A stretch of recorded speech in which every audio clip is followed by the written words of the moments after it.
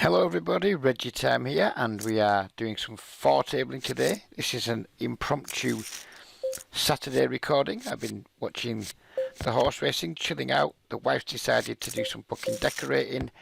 I'm staying the fuck out of her way because, well, she's a fucking menace when she's doing shit like that. So, yeah, I'm in hiding, I'm upstairs, and I'm four tabling. Hopefully, I'm going to record for around half an hour. Not double barreling on the 6 over here.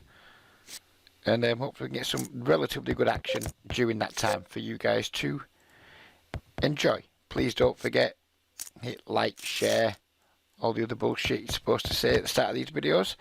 This is going to be the only video of this week because my wife's decorating the living room. Why she fucking couldn't leave it for the decorator that I'm paying to come and do the rest of the house, I do not know. Well, not the rest of the house, but hall, stairs, landing, banisters, doors, that kind of thing. He's coming, probably got about 3 or 4 days work. He could have just done the living room too for an extra day's work, which he decided in her infinite wisdom to do it the fuck herself, which is mind-boggling to me, but it will mean I'm basically hiding upstairs for the weekend because I've no interest in getting involved in the fucking work. And I haven't got too much interest in getting involved in listening to her moaning about it either. So, yeah, there's going to be quite a lot of poker play this weekend, but I won't be recording tomorrow for, say, a Thursday video because, well, fuck knows, I might, but I doubt it. It seems unlikely to me. It's also my father-in-law's birthday tomorrow, so maybe she won't even do any painting and shit. What is this shit all about? I'm just going to treat that like it's not even a bet. I'm just going to do what would normally be a C-bet on that board, and if he's like donk jamming on me, then good for him. Oh, I didn't realise some other comp was still in the pot. That's not good. We turn a pair, which is almost certainly no good. This cunt's going to donk again, obviously. Who didn't see that coming? Really worried about this guy, but we can't afford given we're getting an absurd price. Just going to call and hope to get there.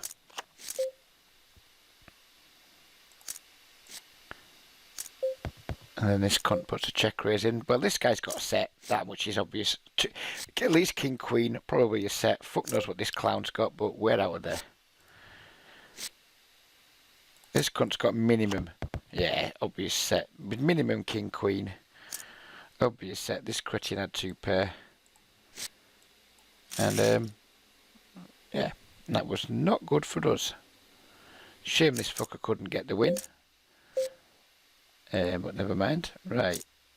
See, this is what's been doing my head in lately. I've not been enjoying my poker much this week, although I had a fantastic session on Poker Bros last night that I really enjoyed. But, fucking short stackers just doing weird shit, and it's my mistake. I don't really know what to fucking do with them with like all my unmade hands that have equity. I'm struggling a little bit with people who just have like 15 to 20 blind stacks, with the min buying on most of these clubs being 20 bigs. Fish can quite quickly run their stack down to between 10 and 15 bigs, and then it spoils the games a little bit. I mean, it makes them effectively dead money, but it does spoil the games a bit because, well, I'm just not that sure what to do in that certain situation. So people who just have a bottom pair and donk it or don't fold it, etc., makes me feel like we just want like pocket pairs, high cards, stuff that have like hold their equity well against short stackers and things, but those hands don't come along very often. And I mean, just spots like this, what do we do here? I mean, it feels like we want to isolate the 9-7, but then we know this guy's probably coming. We're going to leave ourselves with a shit SPR. Don't want to just start over limping too often because, well, I just don't want to. So yeah, it's a problem that I need to solve because it's doing me fucking nutting that I'm not solving it. I mean, this is really easy now. We just have a gut shot straight flush draw, so Who isn't going to want to get the money in? I still think we will raise though, just to get this guy to fold any equity he may have.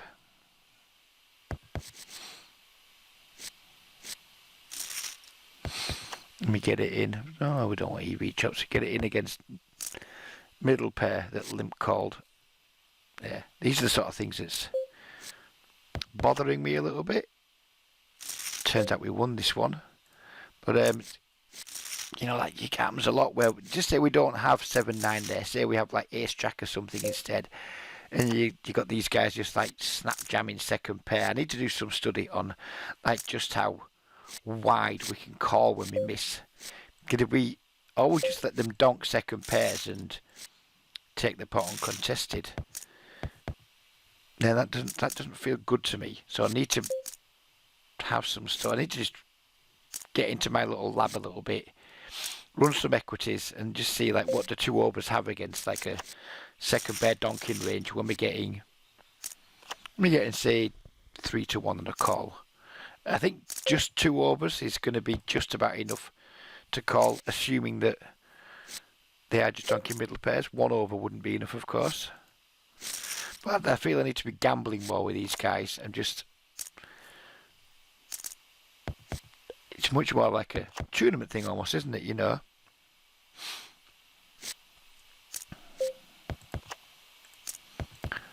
But I'm just not as well versed in those spots as I should be. But having said that, it doesn't strike me as something that will be particularly difficult to get my head around.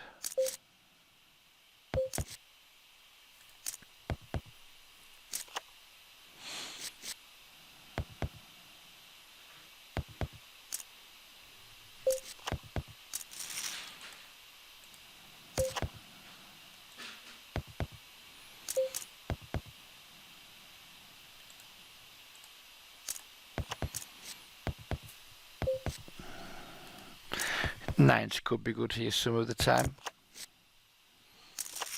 This being one of them.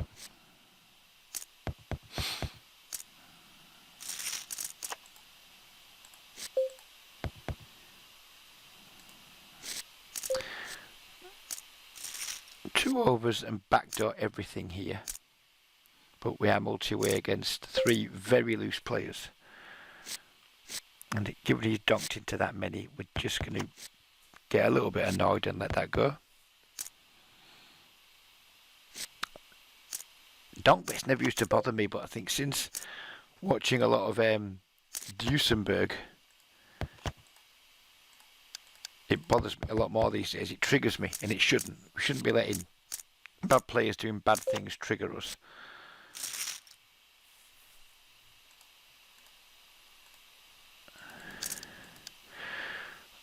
We're going to set up to shove turn here, don't we? On this table with the top pair.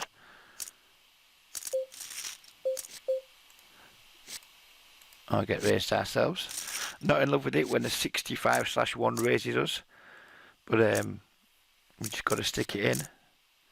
And we are beating second pair, and his kicker is not going to be an issue. So we just need to dodge some 9s to pick up a nice pot. And we do.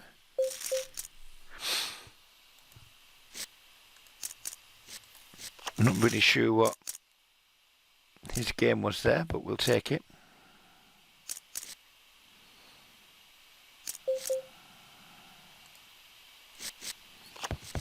As you can see, these games are excellent, so I sound like a moaning bastard. I'm just struggling with the guys. Basically, I'm struggling at like low SPRs, facing very bad loose opponents when I've missed. That's what I'm struggling with. But the problem is, because a lot of these pots go multi-way, and there's lots of like short stacked passive players in them, then it's a situation that occurs quite a lot. So it's something I absolutely need to devise a strategy for, and quickly, so I can just like deliver it consistently and not worry about it. Not asked about variance in the short term. But I am asked about not having solutions for problems, or yeah, basically not having a solution for a recurring issue.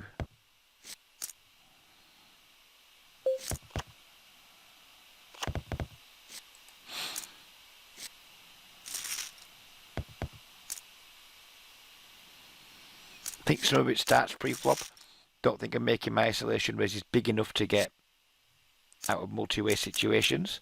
But again, some of that is because if someone is sat there with, say, 1285, so he's there with 20 bigs, and there's 2 or 3 limpers, so I make it like 7x to go, and he jams, and I've got like 10-9 suited, for example, then I probably just need to flick it in and call it off. But then you're getting 20 bigs in with 10 high, which... Yeah, so I think there's a few like different strands to the problem. Like pre-flop is one separate issue. Do we just like not play 10-9 suited against limpers? Can we over limp and then routinely go like significantly multi-way, or do you just say fuck you kid, and making it 6x versus your limp, and then just punting with you the occasional times that you're on like a limp race with your like pocket pairs and things.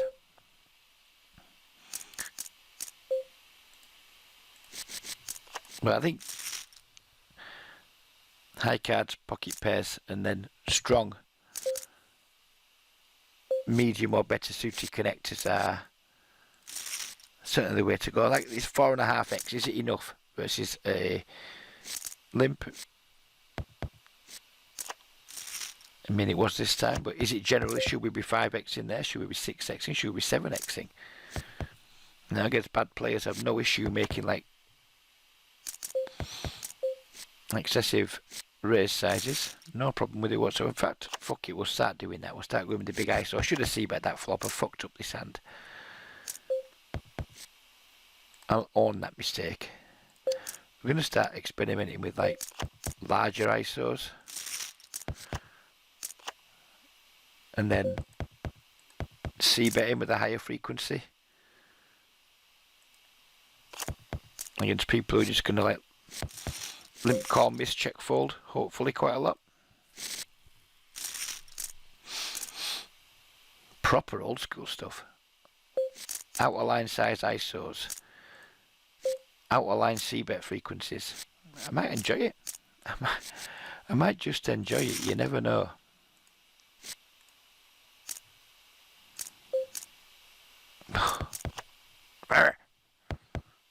Fucking donk betting. I mean, who knows? I mean, not that worried about folding the ace-10, but in general, there's a fucking lot of donk betting in these clubs, and I know it's bad, but I'm not great at combating it. Maybe I should just start ignoring donk bets, and if it's a board I feel I should be c-betting, just fucking raise and just ignore donk bets, because there's so fucking many of them. And imagine donk bet frequencies are close to being as high as c-bet frequencies. Maybe not. Maybe that's an exaggeration, but you know, I reckon a lot of the fish will have like 30+% donk bet frequencies.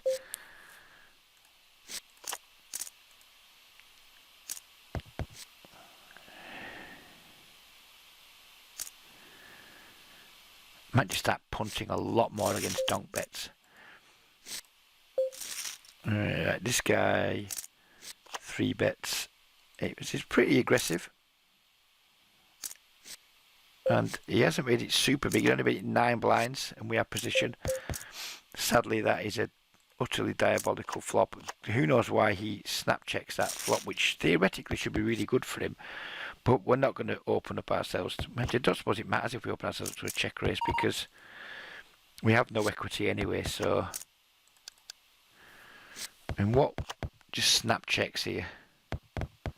No, I don't like it. I think it's too much funky stuff going on. When he just like 3 bets and snap checks this board. I think he's got a lot of stuff that isn't folding, some stuff that's raising. I don't think he's going to be check folding too often on those boards after 3-betting pre. It's weird. No, but I mean, if he's half decent there, he could easily be checking like pocket aces, ace king.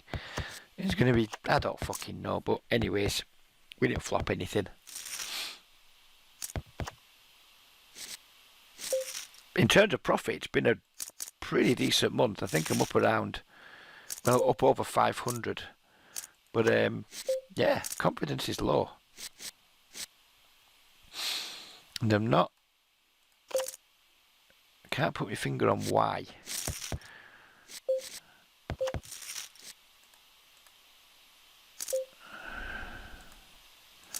I certainly lost a lot of aggression.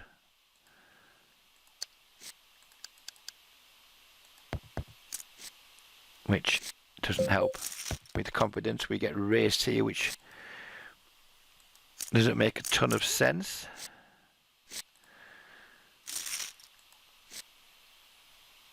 This doesn't make sense. Check back flop, just call turn, then snap raise river. Nothing gets there. Spades miss. Nothing improves on the 8, does it? So, like, was he already there? Nah, no hero folds to fish. No hero holds to fish. That has to be the rule in that situation because it didn't make sense. And I'm not very good at making hero folds against things that don't make sense. So I wasn't really sure what he could have there that would take that line. But I wasn't sure that what he could have. Sorry, I wasn't sure what bluffs he could have there that would take that line. But I wasn't sure what value he could have there that takes that line too. Didn't mean to click that button. But as you can tell by my commentary, the clarity of thought that I am used to having, it's gone missing. It's AWOL. And I want it back. Think of like, kind of confused myself in a few ways. Like, learned a little bit of this, learned a little bit of that, not learned any of it particularly well. And now I have like a lot of different strategies going around my head that maybe all work quite well on their own, but work pretty badly when I'm mishmashing them together. I think there's definitely a case of that. Like a little bit of knowledge on a few subjects, but not good knowledge on any subject. I think there's certainly an element of that.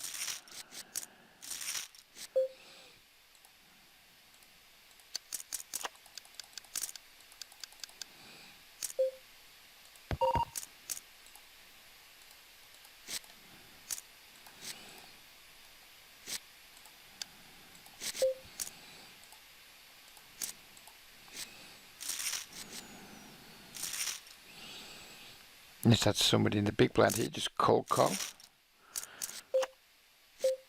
And we get that flop, which is nauseating.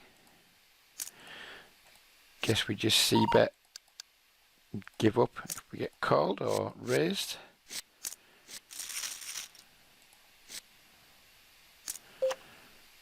We turn hearts, which is particularly interesting. And now I'm tempted just to pile. So that's what I'm going to do. We have a gut shot, we have a flush draw, and maybe some fold equity. Okay, we have no fold equity. So now we're relying on our actual equity. And we get there. We get there.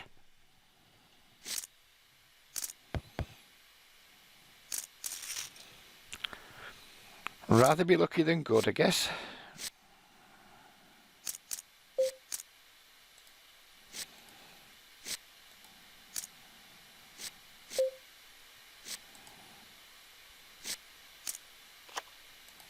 And this guy's bad, so we're going to look him up.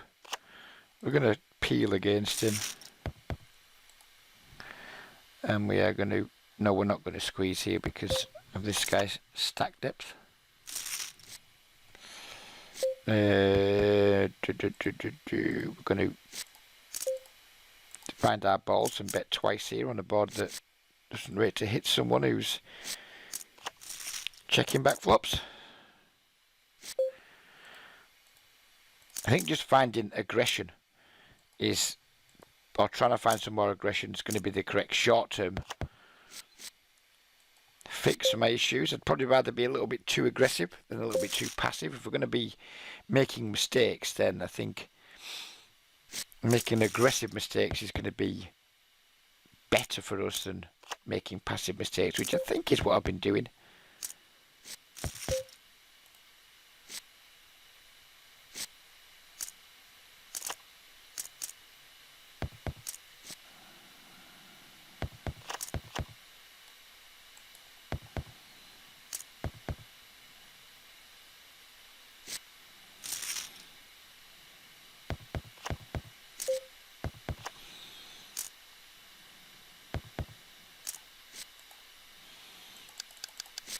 So let's make an aggressive mistake. I know this guy pretty well. He's pretty snug player. He's not going to get out of line with 4 bets here. He's not going to defend too wide with 3 bets.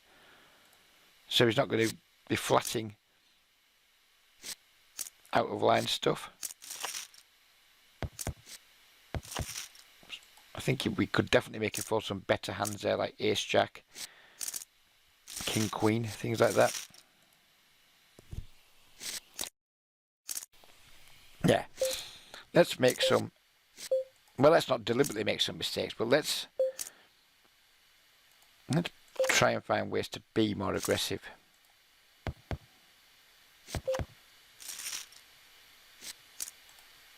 And like just try and take more control of situations that I find myself in, rather than having situations take control of me.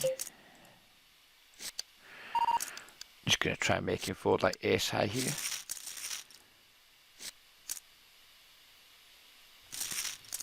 Well, I was right with the ace high bit. Obviously he's never going to fold the river when he makes his pair. That wasn't the plan. I just thought he has a lot of ace high here that checks back that and then calls, or lots of pairs under the 10. Basically, I think we can get a lot of folds there.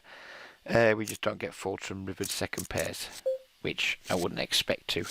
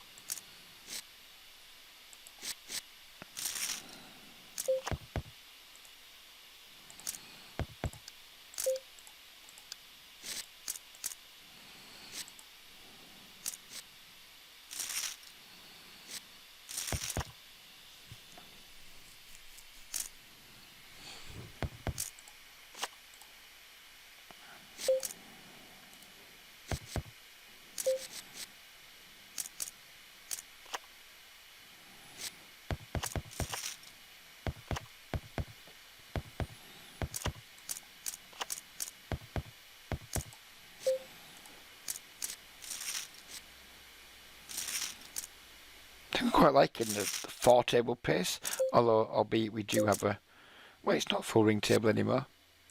I think sometimes playing just 3 tables can be a bit slow and gives me a chance to get bored or dwell on things that are bothering me, rather than just getting on with the session and dealing with any problems later. It's not great for table selection. This table here, for example, isn't a good table, but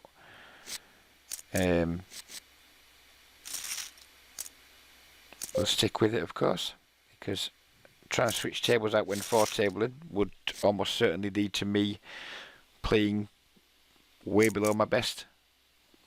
So it's actually probably negative EV to switch a table out at this point.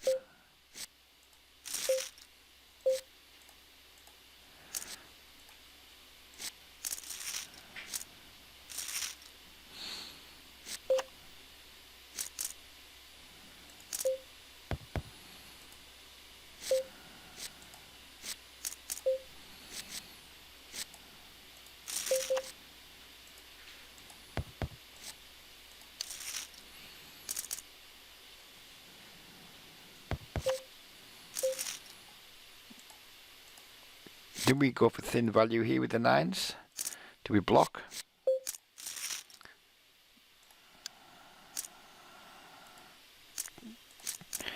Not sure I love that block, to be honest. Don't think he calls with worse very often. Maybe stuff like pocket 6s. I think very narrow range we're getting value from though, I think. But I didn't like check call either.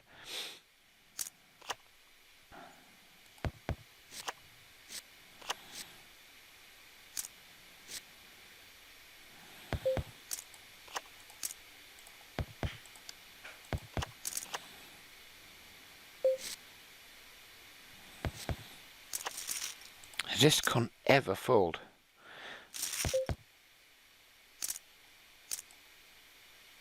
We're gonna like go for some very thin value on this turn with our second pair now.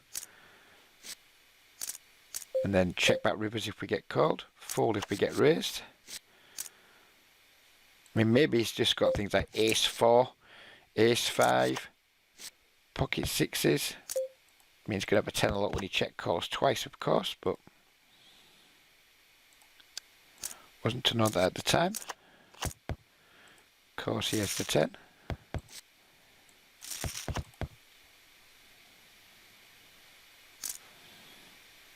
I'd rather like bet that turn small the way we did and then check back the river than check back the turn, have him bet the river and then pay some fucker off. Yeah, so I think in spots where I'm not sure whether betting or checking's better, then I'm just going to do a lot more betting. I think I've been doing too much checking in those spots lately and not enough betting. And as we said earlier, I think I'd rather be making as like a way forwards and trying to get my game into some sort of good shape. I'd rather be making some aggressive mistakes rather than passive shit. Let other players dictate things mistakes.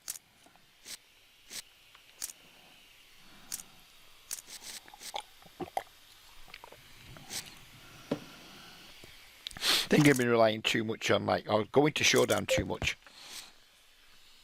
That's me fucking tic tacs. Not relying on it, just doing it too much, just going to showdown too often. It almost becomes like fucking limit poker.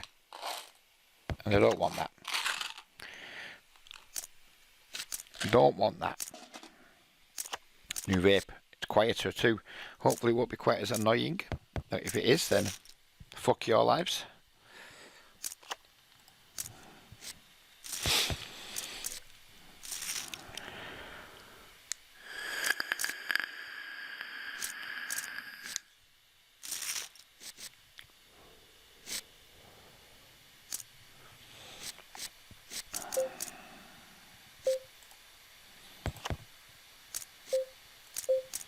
Why are you not yellow tagged? 1713. Man, you need the yellow tag desperately.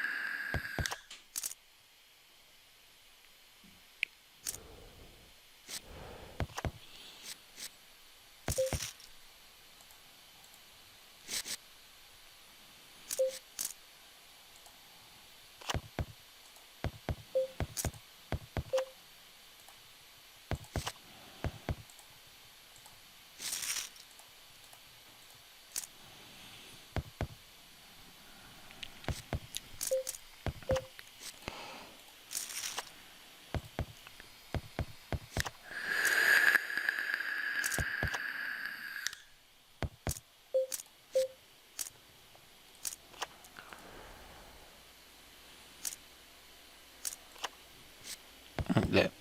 I think the Queen 10's a little bit too weak to isolate and under the gun limper with.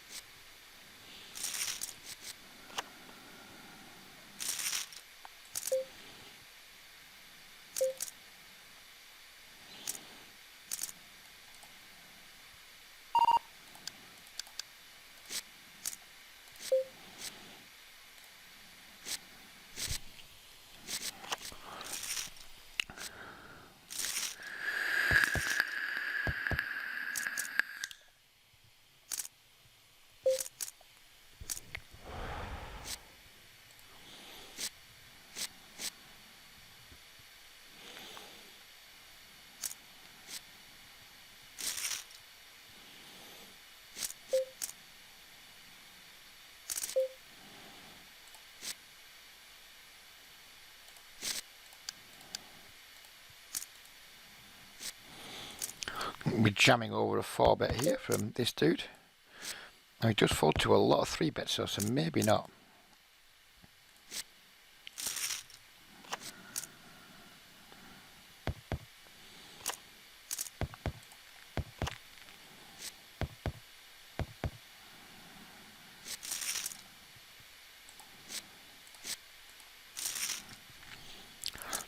We're rooting for the 3 to hold here, or at least chop.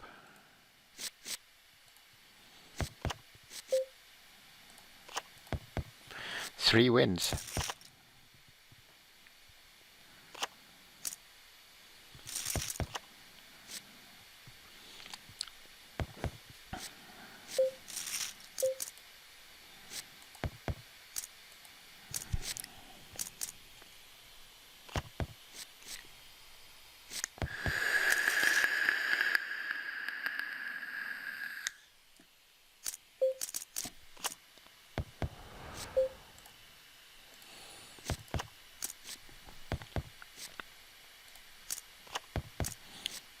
So we've done our half an hour.